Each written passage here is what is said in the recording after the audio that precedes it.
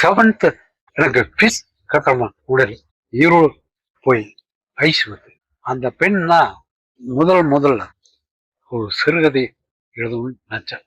உங்களுக்கு எழுத சொல்லி தூண்டுனாங்களா? எழுத சொல்லி உங்கள்ட்ட இருக்கிற அந்த இலக்கிய ஆர்வத்தையோ அல்லது உங்களுக்கு கதை எழுத வருங்கிறதை கண்டுபிடிச்சாங்க. ஓ, ஐஸ் வித்தாலும் திருப்பியும். வணக்கம் நண்பர்களே, உங்களுக்கு மிகவும் பரிச்சயமான அன்பிற்கினிய எழுத்தாளர் தேவி பாரதி பக்கத்தில் இருக்காங்க. நிறைய யூடியூப் மற்ற விஷயங்கள்ல வந்து பார்த்தீங்கன்னா அவரை பற்றி ஏகப்பட்ட கேள்விகள் கேட்டு பேட்டி எடுத்திருக்காங்க. அதுவும் சாகித்ய அகாடமி பெற்ற பின்பு மிக அதிகமான பேட்டிகளும் கட்டுரைகளும் அவரை பற்றி வந்திருக்கு. என்னோட நீண்டகால நண்பர் அப்படிங்கிற முறையில் அவர்கிட்ட எவ்வளோ விஷயங்கள் பேசியிருந்தாலும் வாசகர்களுக்காக சில முக்கியமான அவரோட இன்னொரு பகுதி வாழ்க்கையில் அதை பற்றின 1-2 கேள்விகளை உங்க முன்னாடி கேட்கணும்னு ஆசைப்படுறேன். தேவி, இப்போ நீங்கள் எழுதின நாவலில் இப்போ நீர்வழிப்படுவோம் அந்த சாராம்சத்திலே போனா கூட வாழ்க்கை அது போக்கில் அப்படியே போகட்டும், நீர்வழிப்படும் புனை போல் ஆறுயிர் முறை வெளிப்படும் அப்படிங்கிற மாதிரி அந்த அர்த்தத்துல தான் அந்த நாவலை நீங்க எழுதியிருந்தீங்க. அந்த மாதிரி போகட்டும் அப்படிங்கிறதான் நீங்க நினைக்கிறீங்களா, அல்லது மனிதனால சில விஷயங்களை மாற்றி அமைக்க முடியும் அப்படிங்கிறத நினைக்கிறீங்களா? ஏன்னா உங்களோட நீண்ட அனுபவத்துல எனக்கு இதற்குண்டான ஒரு பதில் தேவை. முதல் நாவல் நிழலின் தனிமை, அதுக்குதான் சொல்லலாம். நிழலின் தனிமை நாவலை எழுந்தது போது அமெரிக்கா வச்சு எழுதினேன். யூஎஸ் அமெரிக்கா எழுதினேன். அந்த டைம்ல அமெரிக்காவில் இருந்த போது இந்த நாவலை முழுசா எழுதி முடிச்சேன். ஒரே மாசத்துல எழுதி முடிச்சேன். எழுதி முடிச்சோன்னா அவர் டைரக்டர் வந்தார். அப்புறம் கூட்டி போனார் நயகரா போனார். அதுதான் என்னுடைய முதல் நாவல். அதுக்கு மேல நிறைய இருக்கேன், சிறுதா இருக்கேன். நாவல் அப்படிங்கிற நிழலின் தன்மை ஒரே மூச்சில் எழுதி முடிக்கணும். அதுக்கப்புறம் பிரியா சொல்லணும்னா, நான் என்னுடைய வாழ்க்கையில சந்திச்ச மிக முக்கியமான விஷயம் இருக்கு. நான் கிட்டத்தட்ட 7th படிக்கும் போது, 7th படிக்கிறேன். அப்போ ஸ்கூல் எனக்கு ஃபீஸ் கட்ட முடியல. அப்பாவை ஃபீஸ் கட்ட முடியல. அப்பாவும் இது ஆயிட்டாங்க. அப்புறம் ஒரு ஈரோடு போய் ஐஸ் வந்து ஈரோட்ல ஐஸ் வந்து அதுல இருந்தான் தொடர்ந்து வாழ்க்கை. ஏன்னா அப்போ ஒரு ஐஸ்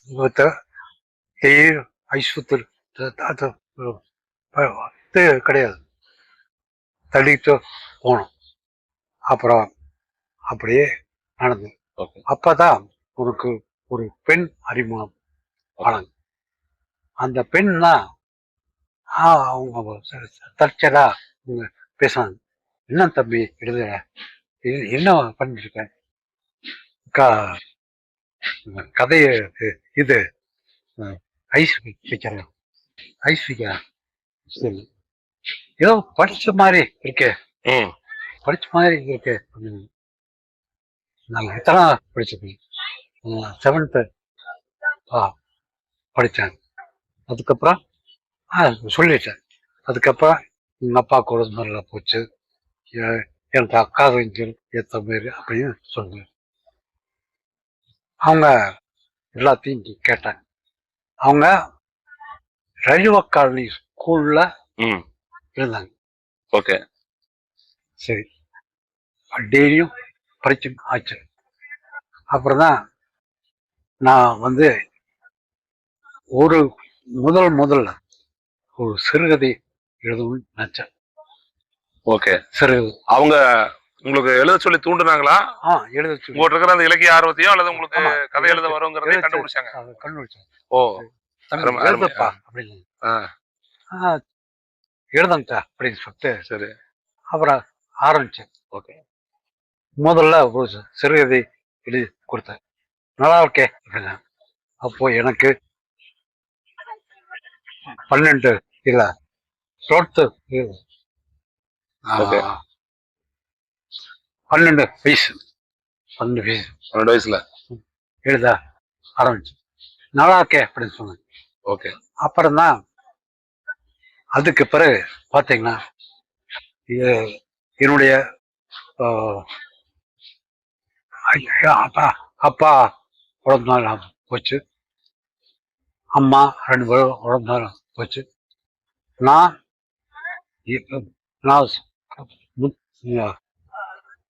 ஸ்கூல்ல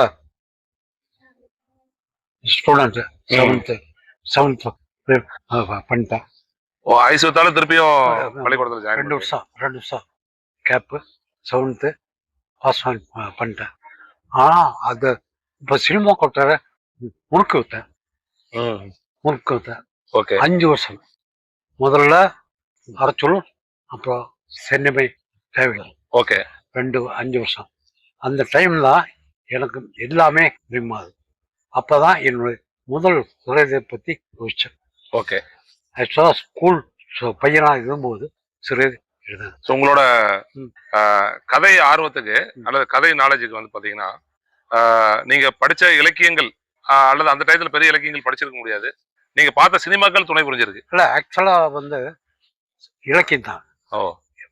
ஆரம்பத்திலேயே தொடக்கத்திலேயே ஓகே. அப்பா வந்து பூமிப்பத்தன் அறிமுகப்படுத்தினோம். ஓகே. அப்பா ராணுவத்தை இருந்தார். ஓகே. ராணுவத்தை இருந்தாரு. பூமிப்பத்தன் அறிமுகப்படுத்தினார். அப்போ ஸ்ட்ரக்டரா ஆசிரியர். ஓகே. அப்போ டெய்லியும் இதுக்கு லைப்ரரி போகணும் கட்டாயமா. அப்பா சொல்லி இருப்பார் கட்டாயமா லைப்ரரி போயிட்டு அப்பா சொன்னார் என்ன படிக்கல அப்படின்னு கேட்டார். அப்புறம் நான் சொன்னேன் சரி அது பரவாயில்ல புய்மை பத்தன் படிச்சிருக்கியா அப்படின்னு கேட்டேன். நீங்கப்பா அப்படின்னு சொன்ன. அப்பா கிட்ட இருந்து புதுமை பத்தன் அறிமுகமாகறதே பெரிய விஷயம் அந்த காலத்துல. நீ படி அவரு பெரிய ஆள் அப்படின்னாரு. அவரு எதனால சொன்னாரோ அப்புறம் புதுமை பத்தனை படிக்க ஆரம்பிச்சேன். தொடக்கத்திலேயே தீவிர இலக்கியத்துக்கு போன ஆள் நான். அது சில பேருக்கு பிரச்சனையா இருக்கு. எடுத்த உடனே தஸ்தாவெஸ்கியும் அண்டன் செக்கோவையும் படிச்சவங்களால பின்னாடி வந்து பாத்தீங்கன்னா ஒரு தற்கால இலக்கியத்திலயோ அல்லது மத்தவங்களோட ஒரு புதுமையான எழுத்தாளர் எல்லாத்தையும் படிச்சிருக்கேன். நான் வந்து அது ஒரு எல்லாத்தையும் தடையா இல்ல உங்களுக்கு? எல்லாத்தையும் படிச்சிருக்கேன். இல்ல படிச்ச உடனே இது வந்து அந்த ஸ்டாண்டர்ட்ல எடுத்து வைக்கிற வழக்கம் எல்லாம் இருந்துச்சா? அதெல்லாம் கிடையாது. முதல்ல இவருடைய சாண்டிலியன்ல இருந்து ஸ்டார்ட் பண்றீங்க. பிடிச்ச ரைட்டர் சாண்டிலியன். புரியுது. நிறைய சாண்டிலியன் படிக்கிறீங்க. ஓகே. ஸ்கூல்ல படிச்ச டைம். புரியுது. அப்ப சாண்டிலியன் படிச்சதுக்கு அப்புறம் அந்த இந்த மாதிரி தமிழ்ல அறிமுகமான வரலாற்று படிச்சேன். அப்பதான் அது தீவிர இலக்கியம்ங்கிறது ஏதோ தெரியும். ஆனா ஒரு விஷயம் அறிமுகம் ஆச்சு. அப்பா சொன்னாரு. அப்போ அப்பா இருந்த டைம்லயே என்னுடைய 20 அப்பா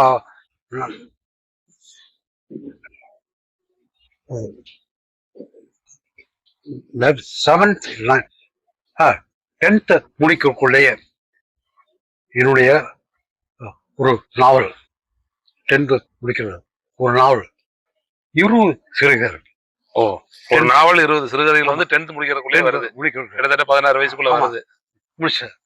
ஓகே. அப்பா வந்து நல்லா எழுதுறேன் ஆனா பத்தாது அப்படின்னு சொன்னாரு. ஏன்னா அவரு உங்களுக்கு புதுமை பத்தனை படிச்சு மணிக்கொடி எழுத்தாளர் எல்லாம் படிச்ச ஆளுங்கிறதுனால. ஓகே.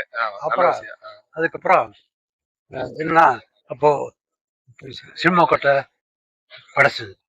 இப்பதான் எனக்கு காந்தி அப்படிங்கிறது அறிமுகம். காந்திய படைப்பல். காந்தியை பத்தி அறிமுகம் கிடைச்சது. அது பெரிய அளவு பாதிச்சு. அதாவது இப்போ காந்தியோட சுயசரிதையா அல்லது அவரை பத்தி எழுதின புத்தகங்களா? காந்தி எழுதின புத்தகங்கள். ஓகே. காந்தியை பற்றி? ஆமா, எழுதின புத்தகங்கள். அப்புறம் முக்கியமா எனக்கு வந்து இவரு ராஜாஜி எழுத மகாபாரதத்தோட சுருக்கம் விரிவுரை மிக முக்கியமான புக்காதான். மகாபாரதம் தான் என்னுடைய வடிவமைச்சு. அதுதான் ரொம்ப எளிமையான படைப்புல. ஆமா. அதுக்கப்புறம் பல பகுதியில படிச்சார். தொடர்ந்து மகாத்தை படிச்சார். Okay okay. அதுக்குள்ளேயே என்னுடைய 20 வயசு தாண்டிட்டார். 20 வயசு தாண்டினா உங்களுக்கு சிறுதை எழுதுறதும் முடிவு பண்ணி. ராஜாஜி இது வந்து சக்கரவர்த்தி திருமகன். ஆமா, சக்கரவர்த்தி மகாபாரதம். ஓ, மகாபாரதம். அதுதான் சக்கரவர்த்தி சாதாரணமா. ஓகே. மகாபாரதம் தான் முக்கியமான. ஓகே ஓகே இருக்கு. ஓகே. அப்புறம் மகாபாரதம் என்ன வாட்சி ரொம்ப வாட்சு. அப்புறம் மகாபாரதத்தை படிச்சு அப்பதான் எனக்கு ஈரோட்ல ஒரு சாய்ப்பற்ற கிடைச்சது. என்னோட ஃப்ரெண்ட் ஒருத்தர் அவங்க அப்பா ஆசிரியர். ஓகே.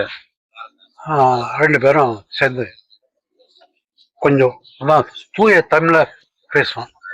2 பேரும் சேர்ந்து கொங்கு நாட்டுல இருந்து தூய தமிழ்ல. ஆமா, 2 பேரும் படித்தோம். அப்போ அவனுக்கு ஒரு ஃப்ரெண்டு இருந்தாங்க. அவங்க சொன்னாங்க, நீ வா என் கூட்டிட்டு போற அப்படின்னு சொன்னாங்க. கூட்டிட்டு போனான். போய் இந்த எடிட்டர்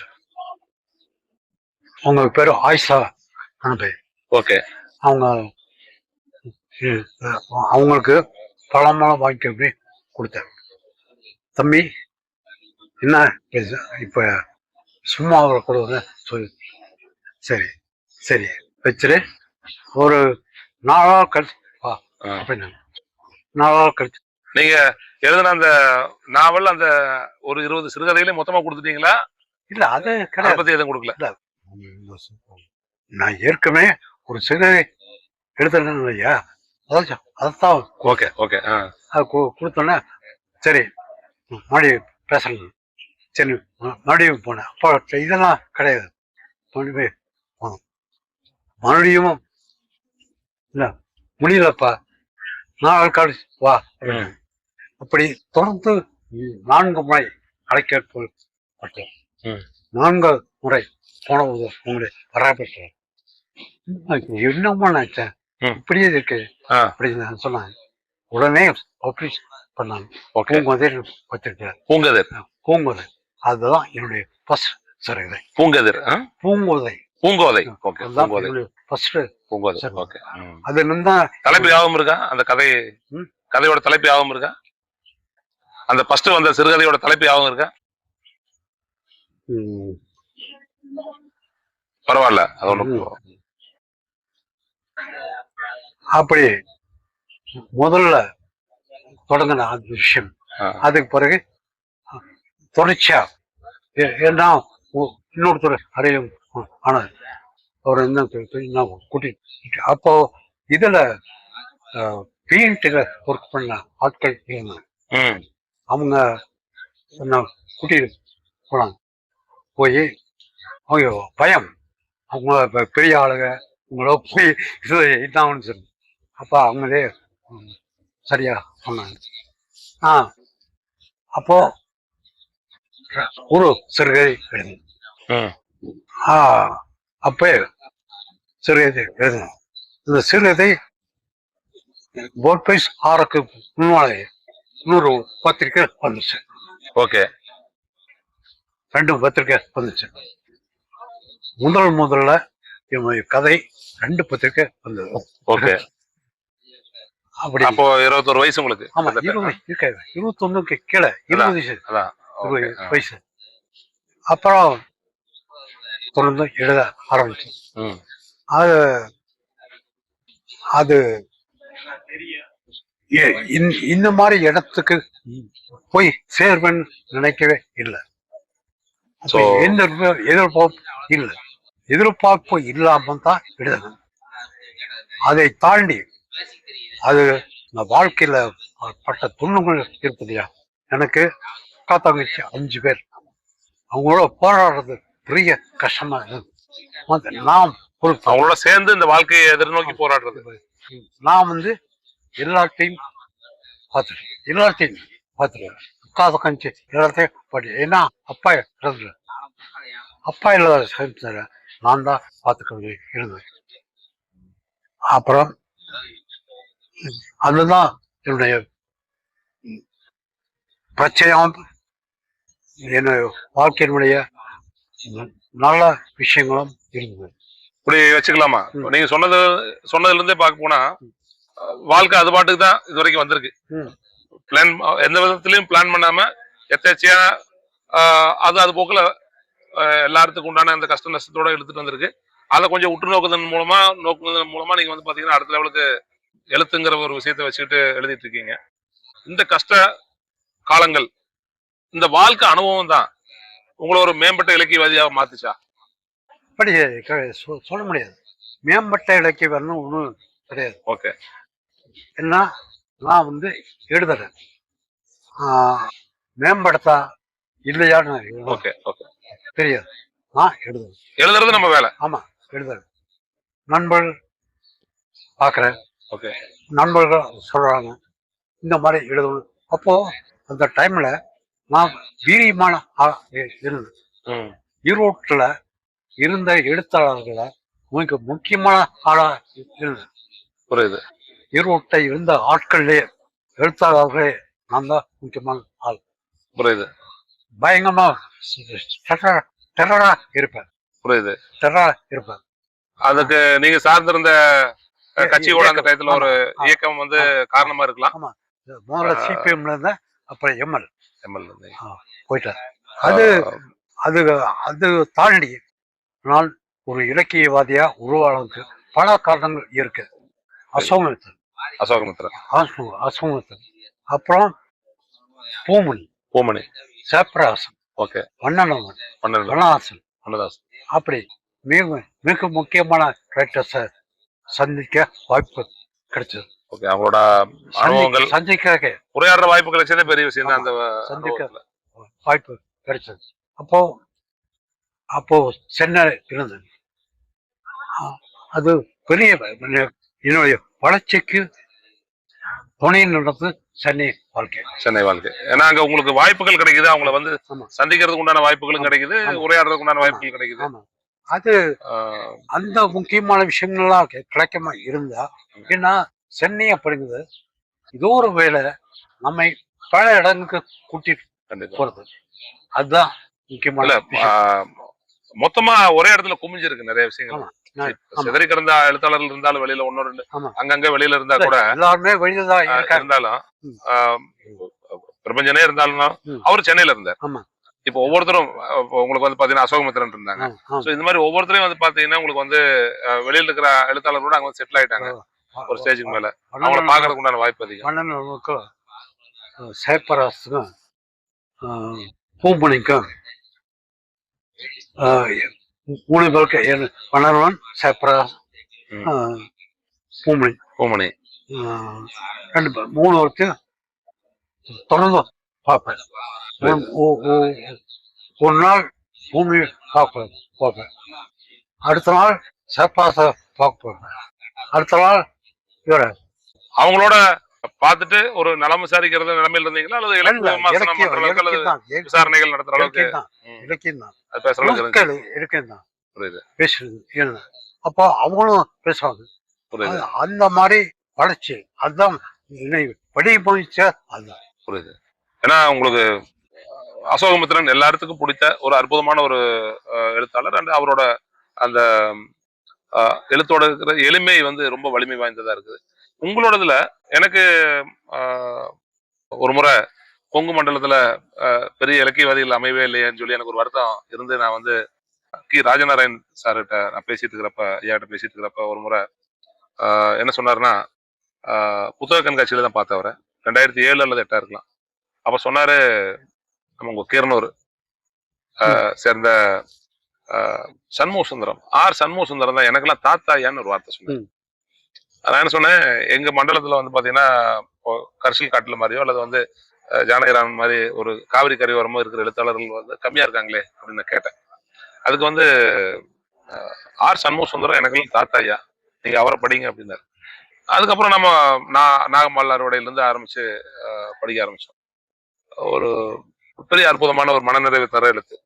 ஆனா என்ன, அந்த காலத்துல அவர் எழுதின காலம், மணிக்குடி காலத்துல வந்து அது மிகப்பெரிய ஒரு எடிட்டர், ஒரு சிறந்த எடிட்டர் மாதிரி இல்ல இருந்தது. முன்னாடி அது அவர் இல்லாம நாங்களாம் இல்ல. ஆமா. உங்களோடது வந்து எழுத்தோட வீச்சு வந்து பாத்தீங்கன்னா உங்க மண்டலத்தை சேர்ந்ததா இருந்தாலும் அது ஒரு தனி பேட்டர்ன்ல இருக்கு. தனி பேட்டர்ன்ல இருக்கு. உங்களோட அனுபவங்களும் மத்ததும் என்ன காரணம்னா 2 விஷயம் முக்கியமா சொல்லுவேன். நான் முதல்ல சாதாரணமா எடுத்து இருந்தேன். என்னுடைய பழைய கதைகள் படிச்ச பார்த்தாங்க தெரியும். ஒரு கட்டத்துல எனக்கு ராசாஃபிக்கு டால்ஸ்டாய் பணம், பாதிக்காத எழுத்தாளர்கள் இருக்க முடியாது. அதுக்கப்புறம் 5 வருஷம் ராசாவுக்கு தவிர யாரையும் படிக்க வாசிக்கல. அவங்க அதுதான் என்ன படிக்க வந்துச்சு. ஆக்சுவலி தஸ்தாவஸ்கி இது மாதிரி வழி நிறைந்த எழுத்துக்கள் உங்கள்கிட்ட அதிகமா இருக்கு. சரி, என்னன்னா இப்போ டால்ஸ்டாய விடவும் ஒரு வழி நிறைந்த எழுத்துக்களா இருக்கிறது தஸ்தாவஸ்கி. அதுக்கு அவரோட வாழ்க்கை பாதை ரொம்ப முக்கியமான காரணமா இருக்கலாம். கிட்டத்தட்ட தஸ்தாவஸ்கியோட விஷயங்கள்ல தான் நான் உங்களோட வாழ்க்கையை நான் நிறைய இடத்துல யோசிக்கிறது உண்டு. அந்த கஷ்டங்கிறது எல்லாருக்கும் வாழ்க்கையில இருக்கிறது தான்.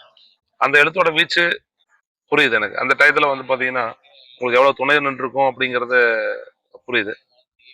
இப்போ நீர்வழிப்படும் ஒரு தனித்துவமான எழுத்து. எனக்கு வந்து பாத்தீங்கன்னா இந்த நம்ம ஏரியா இந்த ஊருங்கிறதுனால எனக்கு அதுல இருக்கிற அத்தனையுமே எனக்கு புரியும். ஒரு எழுத்து ஒரு புள்ளி கூட அதுல வந்து தவறானதா இல்லை. அந்த விஷயங்கள் வந்து எனக்கு அத்தனையுமே புரியும். இதுக்கப்புறம் அதாவது உங்களுக்குன்னு ஒரு பேட்டர்ன் மாதிரி அது அந்த எழுத்து இருந்துருச்சு, அந்த வீச்சு இருக்கு அப்படிங்கல. இதற்கு அப்புறம் எழுத போற நாவல்கள், நீங்க நிறைய நாவல்கள் எழுதணுங்கிறது என்னோட விருப்பம். பட் ஆனா ஒரே ஒரு நாவலை வந்து நீங்க எப்பவுமே பேசிட்டு இருக்கிறது ஆதி ஆகமம். அந்த ஆதி ஆகமத்துக்குன்னு எப்பவுமே சொல்லுவீங்க ஒரு பிரத்யேக நடை என்கிட்ட இருக்கு அப்படின்னு சொல்லிட்டு. இப்பவுமே இப்போ ஒரு 100 பக்கம் எழுதிட்டேன். அதை தாண்டி முதல்ல நான் எழுத ஆரம்பித்து நொய்யல் சின்ன வயசுல எழுத ஆரம்பிச்ச நொய்யல். மாற்றிலே எழுத பிரச்சனை மாறி வந்தாங்க. கடைசியில ஒரு வருது. அப்புறம்தான் அதுக்கு பிறகுதான் நடராஜ் மாறிச்சோ, நினைவு தெரியுமோ, நீர் வெளிப்பணுமோ இப்படிதான். ஆனா இந்த நாவல் உயிர் எனக்கு மிக முக்கியமான நாவலா என்றும் தோணும். இப்போ ஆதியாகும் அதை பத்தி சொல்லணும்னா 100 பக்கம் எழுதி முடிச்சு. அதுக்கு அதான் உடம்புல போச்சு. எழுதி முடிக்கணும்னு ஏற்கனவே ஒன்று முடிச்சு வச்சிருக்கேன். விரோதி அப்படிங்கிற நாவல் இருக்கு எங்கதான். இன்னும் கிட்டத்தட்ட முடிச்சல முடிச்சல.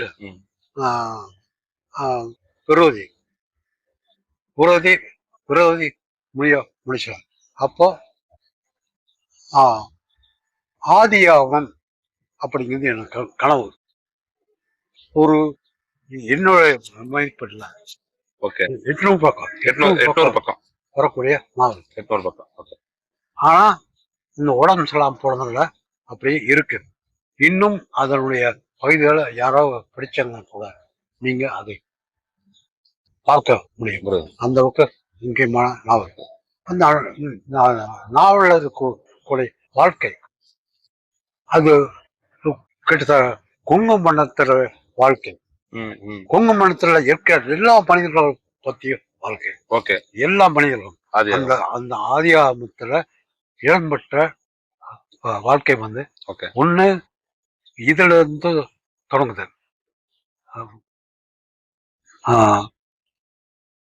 அரைச்சூழல், அப்புறம் எப்படி எல்லாமே ஒரு டிராவல்.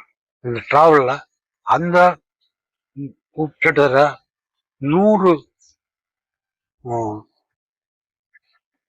100 வருஷம் சொல்லலாம் இந்த டிராவல். ஆனா அது முடிக்கப்படுது. முடிச்சேன்னா தமிழின் மிக முக்கியமான நாவலாக. கண்டிப்பா அது நூற்றாண்டின் தனிமை மாதிரி மிகவும் பேசப்படக்கூடிய நாவலா இருக்கணுங்கிறது என்னோட விருப்பம். ஏன்னா நீங்க வந்து ஆதி ஆமத்தை பத்தி பேசுற காலத்துல எல்லாம் நான் கூடவே இருக்கேன். இப்போ நொய்யலோட அடுத்த பாகம் உங்களோட திட்டங்கள்ல இருக்கிறதா நீங்க என்கிட்ட சொல்லியிருந்ததுல நொய்யலோட அடுத்த பாகம் இருக்கு. ஒரு விஷயம் என்ன சொல்லணும், நொய்யல முடிக்கிற திட்டமே இல்லை. முதல்ல நொய்யலுடைய 4 பாகம். அதுக்கடையில உடம்பு சொல்லலாம் போச்சு. சரி, இன்னும் விட்டு வச்சிருந்தா செலுத்துவேன் அப்படின்னு நினைச்சேன். அதனால அந்த விபத்துக்கு வண்டியில் அடிபட்ட டயத்துல அதுக்கப்புறம் சரி விரைவா முடிக்கணும்னு நினைச்சேன். ஆனா அழகு மீனா அப்படிங்கிற பாத்திரம் முக்கியமான பாத்திரம். அது அவளை பற்றித்தான் எழுதணும்னு நினைச்சேன். அழகு மீனா அதை பத்தி எழுதணும்னு நினைச்சேன். எழுதி ஒரு அது என்னுடைய மதிப்பெற்ற 300 பக்கம் வரும். அழகு மீனா பத்திய நாவல். அழகு மீனா வந்து நாவலை படி உண்மையான கேரக்டர் வேற. நாவல்ல வரக்கூடிய அழகு மீனா பாத்திரம் மாதிரி, மணிமலை மாதிரி, மணிமேகலை மாதிரி. அதுதான் திட்டம். அழகு மீனா வந்து பாத்தீங்கன்னா உங்களுக்கு மணிமேகலை கேரக்டரோட அதுலதான் பிள்ளை காளிச்சி வருவாங்க. ஏற்கனவே சொத்து போடும் மனிதர்கள் வருவாங்க. அதான் இந்த 3 இடை முடிச்சுனா விரோதியோட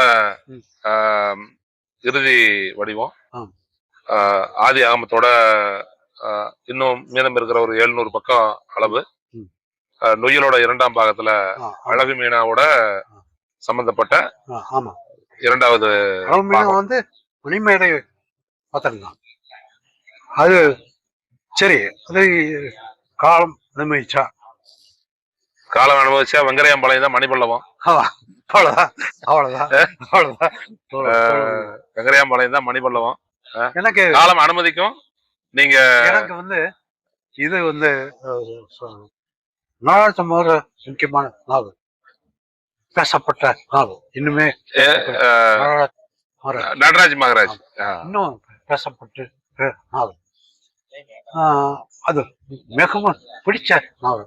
உங்களுக்கு மனசுக்கு பிடிச்சது. ஆமா, இப்போ எழுத்தாளருக்கு பிடிச்ச நாவல்னு 1 2 இருக்கும். ஆகத்திய காலமே 2 பேர்த்த பிறந்த நடராஜ் மகராஜ் நினைவு தம்பி ஃபர்ஸ்ட் அதுக்கு தான் கிடைச்சது. புரியுது. பரிந்துரை வந்தது அதுக்கு வந்தது. ஆமா, அதுக்கப்புறம் மறுபடியும் தள்ளி போய் நியமனத்துக்கு போயிடுச்சு. என்னுடைய நீர்வழிப்படும் வந்து பூர்வ பக்க இட நாவல். ஏன்னா அதுல ஏற்படக்கூடிய எல்லாமே என்னுடைய சொந்த மனிதர்கள். அது என்னோட பார்வையில மிக அற்புதமா அமைஞ்ச ஒரு வடிவமைப்போட இருக்கிற ஒரு நாவல் வந்து பாத்தீங்கன்னா அந்த நம்மளோட நீர்வழிப்படுவோம் தான். அது காரணம் என்னன்னா உங்களோட நீங்க நேரடி சாட்சியம் அந்த நாவலுக்கு. அந்த நாவலுக்கு உண்டான நேரடி சாட்சியத்துக்கும் பிறர் சொல்ல கேட்ட விஷயங்களுக்கும் இருக்கிற வித்தியாசம் இருக்கு. இல்ல நீங்க அப்படி சொல்லுவாங்க. இந்த நாவல்ல மட்டும் இல்ல, என்னுடைய எல்லா நாவல்களையும் எம்மற்றக்கூடிய எனக்கு எல்லாமே நேரடி சாட்சியம் தான். நேரடி சாட்சியம் தான் உங்களுக்கு. நடராஜ் மகாராஜ் வந்து இங்க பக்கத்துல அந்த வெட்டி விழுந்தா அவர் நடராஜ் மகாராஜ் வீடு இருக்கும். அவர் தான் அதை பத்த. So, அந்த அப்புறம் சத்துணவு அமைப்பாளர் வந்து ஆமா எனக்கு எனக்கு ரொம்ப வேண்டப்பட்டவர் தான். ஆமா எனக்கு எங்க ஸ்கூல்ல இருந்தார் சத்துணவு அமைப்பாளர். அதனால அது முக்கியமான விஷயம். அதுக்கப்புறம் நிலத்தன்மை அனுபவப்பட்டதுதான். அப்போ நீர்பிடிப்பு முழுக்க சொந்த அனுபவம். நொய்யல் நொய்யல்ல வந்து இடம்பெற்றக்கூடிய பாத்திரங்கள் எல்லாமே எனக்கு நெருக்கமான பாத்திரங்கள். அதை உணர முடியுது. ஆமா, நெருக்கமான. யாருமே அன்னிப்பட்டவங்க கிடையாது. எங்க அப்பா ராணுவத்துல இருந்தாங்க, யாருமே அன்னிப்பட்டவங்க கிடையாது. அது நான் புரிந்து கொள்ளாத விஷயத்தை பத்தி எழுத மாட்டேன். புரியுது. புரிந்துணர்வு இல்லாத பத்தி எழுத முடியாது. நேரடி விஷயங்களை பார்த்தப்ப இருக்கிற ஒரு விஷயம் அது வேற விஷயம். எனக்கு எனக்கு ரொம்ப நெருக்கமா நான் உணர முடிஞ்சது நம்மளோட நேர்வழிப்படவும் படிக்கிறப்ப ரொம்ப நெருக்கமா கிட்ட நின்று அருகாமையில இருந்து சாட்சி சொல்ற மாதிரி இருந்துச்சு. அற்புதம். இப்போ சிறுகதை வடிவம் இருக்கு இல்லையா? சிறுகதை வடிவம் வந்து நீங்க ஆல்ரெடி கையாண்டு ஒரு விஷயம் தான். நாவல் தான் வந்து பாத்தீங்கன்னா நெல்லின் தன்மை வந்து நீங்க அமெரிக்கா போனப்ப எழுதுறீங்க.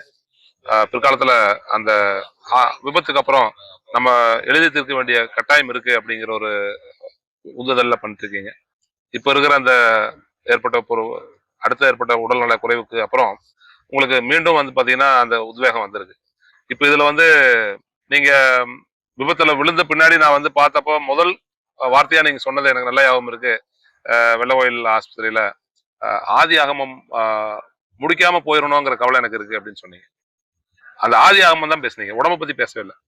அப்போ உங்களோட அந்த 3 நாவல் வரிசையில ஆதி ஆகமத்துக்கு முக்கியத்துவம் கொடுத்துருக்கீங்களா? முன்னாடி இருக்கா அல்லது நொய்யல் விரோதி இதெல்லாம் முடிச்சுட்டு ஆதி ஆகமத்துக்கு? இல்ல, நொய்யல் முடிச்சாச்சு. நொய்யலோட 2ஆம் பாகம் பத்தி ஆதியாகம் முடிக்கணும். ஓகே, வாழ்த்துக்கள். கண்டிப்பா அது முடியும். இப்போ சிறுகதை வடிவத்திலிருந்து முழுமையா நாவலுக்கு போயிட்டீங்களா இல்ல சிறுகதை எழுதுற ஐடியா உங்களுக்கு? இல்ல, இப்போ ஆக்சுவலா நான் வந்து முதல்ல சிறுகதையை தான் எழுதணும். நாவல் எழுதல, எல்லாரும் எழுதிட்டாங்க. அப்புறம்தான் வரிசையா நிலையின் தனிமை, நீழ்படும் நொய்யல், அப்படி வரிசையா. அது என்ன, ஒரு கட்டத்துல நான் இந்த நாவல்களை முடிக்காம செத்து போய் நினைச்சேன். அந்த பயம் இருந்துச்சு. அதுதான் நீங்க உங்க விபத்துக்கு அப்புறம் என்ன பார்த்தப்ப அந்த வார்த்தை சொன்னீங்க, நொய்யல் எழுதிட்டு இருக்கிறப்ப. அதே வார்த்தை தான் திருப்பி உங்களுக்கு அந்த உடல்நல குறைவு ஏற்பட்டப்ப ஆதி ஆகமத்தை பத்தி பேசுனீங்க. கண்டிப்பா சிறப்பா வரும். வாழ்த்துக்கள். முன்ன இருந்ததுல இருந்து உங்களோட அந்த தோற்ற பொழிவு மாறிட்டு இருக்கு. நீங்க என்ன சொல்றது, திருப்பி வந்து நல்லபடியா எழுத ஆரம்பிச்சு எங்களோட நீண்ட பயணம் செய்து இலக்கிய உலகத்துக்கு உங்களால முடிஞ்ச பங்களிப்பை எப்பவுமே செஞ்சுட்டு இருக்கணும் அப்படிங்கறதுதான் என்னோட விருப்பம். எனக்கு சண்முக சுந்தரம், சண்முக சுந்தரம் என்னோட தாத்தான்னு சொன்ன கீரா என் முன்னாடி நேரடியா அந்த விஷயத்த சொன்னாங்க. எந்த விதமான எதிர்பார்ப்பு இல்லாம அற்புதமா சொன்னாரு. அவ்வளவு பெரிய எழுத்தாளர் வந்து சொன்னாரு. அதே மாதிரி உங்களை வருங்காலத்துல கொங்கு மண்டலத்தோட மிக முக்கியமான தவிர்க்க முடியாத எழுத்தாளருங்கிறது எல்லோருக்கும் ஒத்துக்கிட்டோம். எதிர்காலம் அதை உறுதி செய்யும். காணாசு சொன்ன மாதிரி கால ஓட்டத்துல எதெல்லாம் நிக்குமோ அதெல்லாம் நல்ல எழுத்து, நிக்கலன்னா அது சாதாரண எழுத்து தான் அப்படி அவர் சொன்னாரு. உங்களுக்கு கால ஓட்டத்துல நிக்கும் அப்படிங்கிற நம்பிக்கை எனக்கு இருந்துட்டு இருக்கு. அந்த ஆதி ஆகமத்தை படிக்கிற ஆர்வத்தை எப்பவுமே நீங்க எனக்கு கொடுத்துட்டு இருக்கீங்க. அது விரைவில் நடைபெறணும், கைகூடணுங்கிறத சொல்றேன். தரலாம் எப்போ திருப்தி கிடைக்குமா அப்போ எழுத அது அது ரொம்ப கஷ்டங்கிறாங்க. ஏன்னா எனக்கு ஒரு கவிஞர் எழுதுனத வளமுரிஜான் ஒரு முறை சொன்னாங்க, வாழ்க்கைங்கிறது திறந்தோறும் அடித்தடித்து எழுதப்படுகிற கவிதை இறந்த பின்பே முழுமையடைகிறது அப்படின்னாரு. அது ஒரு கவிஞர் சொன்னதுன்னு சொல்லி வளமுரிஜான் சார் என்கிட்ட ஒரு முறை பேசினாங்க. சொன்னப்போ அப்போ திருப்திங்கிறது அடைஞ்சிட்டோம்னா நம்ம அதோட முடிஞ்சிடறோம். அடுத்து வாட் இஸ் நெக்ஸ்ட் அப்படிங்கறதுல நம்மளோட அந்த ஆராய்ச்சியில தான் அடுத்தடுத்து போயிட்டே இருக்கு. அதுதான் வாழ்க்கையை இழுத்துட்டே போயிட்டு இருக்கு. அப்போ நீங்க திருப்தி அடையக்கூடாதுங்கிறத என்னோட விருப்பம். தொடர்ந்து எழுதிட்டே நீருடைய பத்தி சொல்றேன். சொல்லுங்க. நீருடைய படம் என்னுடைய சொந்த அம்மா பெரியம்மா இந்த என்னம்மா எல்லாத்தையும் பத்தி நாவல். நான் உடையாமணன் ஊர்ல ஆமா உடையம்பாளையம் இருந்த போதும் எங்க பெரியம்மா இருந்தாங்க, எங்க அம்மாவும் இருந்தாங்க, எல்லாமே இருந்தாங்க. அவங்கெல்லாம் இறந்து போயிட்டாங்க. இறந்து போனதுக்கு அப்புறம் நான் வெள்ள கோயில்ல ஒரு வீட்டுல இருந்தேன். அப்புறம் சரி இதை எழுதி முடிக்கணும்னு நினைச்சேன். ஆனா மனசே எல்லாமே இருந்தது. அப்புறம் நான் நேரம் உடையம்மா போனேன். உடையம்மா போய் அந்த ஊரை பார்த்தேன். எல்லாமே சென்றது போன ஒரு வீடுகளோ உருப்படியா இல்ல செஞ்சு அப்போ எல்லா வீடும் செஞ்சு போச்சு. ஒருத்தர் பார்த்தேன். தம்பி யார் பாடி கேட்டார். நான் என்ன சொல்லணும் தெரியல. சரி எனக்கு தெரிஞ்ச சொல்லிடுவோம் அப்படின்னு சொன்னேன். சடம்பா உடைய பையன், அவரு சடம்பா பையனா கேட்டார். அடா அடாடா சரி வா வா வா, உனக்கு கொடுக்க இன்னுமே இல்லையே, ஏதாவது கொடுக்கலாம் நினைச்சேன், ஒன்றும் வேணாங்க. அப்புறம் பேசணும். மிகப்பெரிய குதிரை வச்சிருந்தார், மிகப்பெரிய ஆள். அவங்க எல்லாம் பசங்களா இல்ல, எலக்ட்ரானிக் போயிட்டாரு. அப்படி அனாதையா இருந்தாரு அவரு. அப்படித்தான் இருந்தது இந்த வாழ்க்கை. பலபெயர்த்த தன்னுடைய பழைய இடங்கள்ல இருந்து விடுவிச்சு வேற இடத்துக்கு போயிருது. இப்போ இந்த மாதிரி ஒரு சிலர் எஞ்சி இருக்காரு. அப்படித்தான் இப்போ நான் உடையமரத்துல இருந்த எல்லா இடத்துக்கும் போனேன், பார்த்தேன். மூலத்துறை போனேன், எல்லாத்தையும் பார்த்தேன். அப்படி நாச்சி விடயம் எல்லாம் போனேன். ஏன்னா கடைசியில் எனக்கு மிஞ்சிருந்து பெருமைதான். கண்டிப்பா அது ஒரு இது காலத்தின் கட்டாயம், வேற வழி இல்லை. இந்த இடத்துல மக்கள் பிழைப்பு தேடி வேற இடத்துக்கு போறதும் வர்றதும், மீண்டும் அந்த வேர்களை தேடி போறதும் காலங்காலமா நடந்துட்டு இருக்கிறது தான். அலெக்ஸ் கெல்லியோட ரூட்ஸ் மாதிரி அது நடந்துட்டு தான் இருக்கும். அந்த போற வேகத்துல அவங்க எதையோ தேடிட்டு இருக்காங்க இல்லையா, எதையோ தேடிட்டு இருக்கிற காலகட்டங்கள்ல அவங்கள அதை தேட விட்டுட்டு அதை தொலைஞ்ச போன வாழ்க்கைய அவங்களுக்கு மீட்டுருவாக்கம் செஞ்சு கொடுக்குற வேலையை மட்டும் நம்ம பண்ணிட்டு இருக்கோம். அதாவது நீங்க பண்றீங்க. ரொம்ப சந்தோஷம். அந்த மீட்டுருவாக்கம் தான் நீங்க பண்ணிட்டே இருக்கணும். ஒரு காலத்துல அதை எல்லாருமே வாசிச்சு அந்த தொலைஞ்சு போன வாழ்க்கைய எழுத்தின் மூலமா அவங்க வாழ்றதுக்கு நீங்க ஒரு வாய்ப்பளிக்கிறீங்கிறது தான் அது உண்மையான வார்த்தை. அது ரொம்ப சந்தோஷம். நண்பர்களே வணக்கம். இது போல காணொலிகளை இயல்பா இவர்கிட்ட தெய்வபாரதிட்ட பேசுற மாதிரி நிறைய விஷயங்கள் அவர்கிட்ட பேச வேண்டியிருக்கு. வாழ்க்கையில ஒரு முறையும் மறந்து போன சில விஷயங்கள் சில பரிமாணங்கள்ல வெளிப்படும். அந்த மொத்த பரிமாணங்களையும் ஓரளவுக்காச்சும் நம்ம வெளியில கொண்டு வரணும் அப்படின்னு நினைச்சிட்டு இருக்கிறோம்.